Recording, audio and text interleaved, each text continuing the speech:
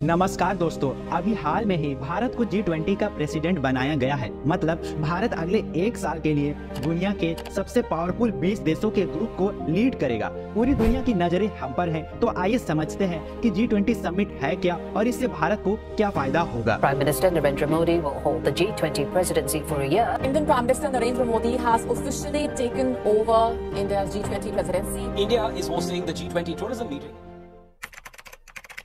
आइए सबसे पहले समझते हैं कि G20 है क्या। G20 20 सबसे पावरफुल देशों का एक ग्रुप है जिसे 1999 में इस्टेब्लिश किया गया था। आप वीडियो को पॉज करके इस लिस्ट को देख सकते हैं। G20 को ग्रुप ऑफ 20 भी कहा जाता है। G20 देश दुनिया के 65% पॉपुलेशन को रिप्रेजेंट करते हैं और दुनिया का 78% ट्रेड करते हैं। साथ ही पूरी दुनिया का 85% जीडीपी इन्हीं देशों के पास है। G20 समिट में इन्हीं देशों के टॉप लीडर्स हर साल जुटते हैं और ग्लोबल इकोनॉमी को कैसे बढ़ाया जाए इस पर डिस्कशन करते हैं।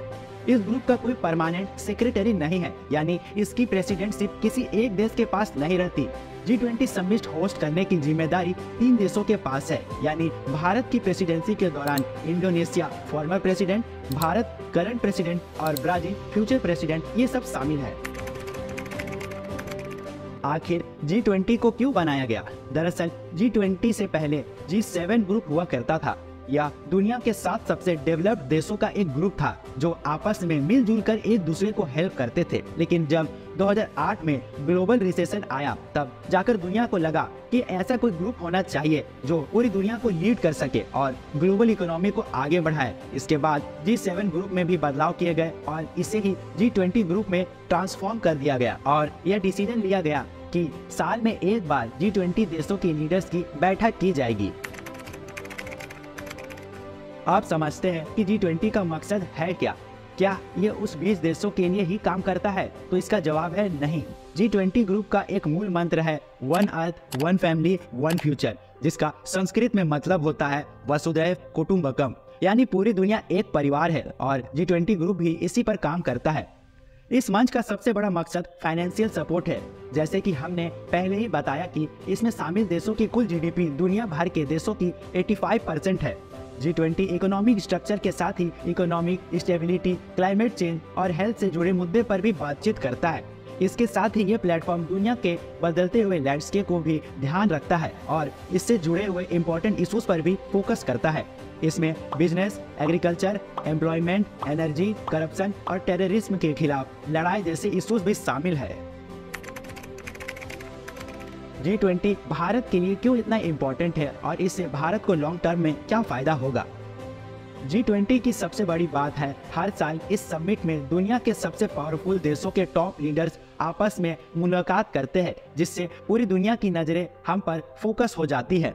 इस बार G20 भारत में होने वाला है, जिसमें भारत 56 शहरों में 200 से अधिक G20 समिट की मेजबानी करेगा। अलग अलग देश के लीडर्स को इस वाइब्रेंट और डाइवर्स देश का दौरा करने का मौका मिलेगा और भारत के पास दुनिया के सबसे बड़े डेमोक्रेसी, इसकी ग्लोरी और इसकी डाइवर्सिटी को शोकेस करने का भी अवसर होगा। इसके साथ ही पूरी दुनिया को इकोनॉमिक प्रोग्रेस से लेकर साइंस और टेक्नोलॉजी, स्पेस, इनोवेशन और स्टार्टअप तक के सेक्टर में एक्सीलेंस की नई ऊंचाइयों को दिखाने का भी अवसर होगा। यह प्लेटफॉर्म भारत को अपने डेवलपमेंट को डिस्प्ले करने और पोटेंशियल सॉल्यूशंस के रूप में दुनिया के सामने अपने मॉडल पेश करने में मदद करेगा। कई विजिटर्स के लिए G20 भारत का उनका पहला टेस्ट और एक्सपीरियंस होगा, इसीलिए हम सभी को दुनिया का स्वागत करने और उन्हें एक परिवार के हिस्से के रूप में मानने के लिए अपने कदम आगे बढ़ाने की जरूरत है। भारत ने G20 समिट में क्लियर रूप से यह कहते हुए अपनी विजन एक्सप्रेस की है कि बिना शांति और सुरक्षा के हमारे आने वाली जनरेशंस इकोनॉमिक डेवलपमेंट और टेक्नोलॉजिकल इनोवेशंस में बेनिफिट नहीं ले पाएगी। भारत को अब दुनिया विश्व गुरु के रूप में देखती है। भारत के प्रधानमंत्री मोदी जी ने एक टास्क ओरिएंटेड और स्ट्रॉन्ग प्रेसिडेंसी के लिए जिस वादे पर जोर दिया, उस पर न केवल G20 के मेंबर्स द्वारा बल्कि यूएनओ, दुनिया भर के डिप्लोमेट्स और इंटरनेशनल ऑर्गेनाइजेशंस द्वारा भी बारीकी से नजर रखी जा रही है। भारत ने पहले ही कुछ फील्ड्स में बढ़त ले ली है, स्पेसिफिक रूप से डिजिटल पब्लिक गुड्स, टेक्नोलॉजी, आत्मनिर्भर, वैक्सीन डिप्लोमेसी और डाइवर्स जियोपॉलिटिकल इश्यूज पर अपनी स्टेबिलिटी का दावा करते हुए भारत आगे बढ़ रहा है। एज ए रिजल्ट भारत के लिए global piece, rule based governance और इस दुनिया के लिए विकास की एक नई दिशा में प्रयास के लिए मंच तैयार है। अगर आपको ये वीडियो अच्छी लगी तो इस वीडियो को लाइक करें और शेयर जरूर करें।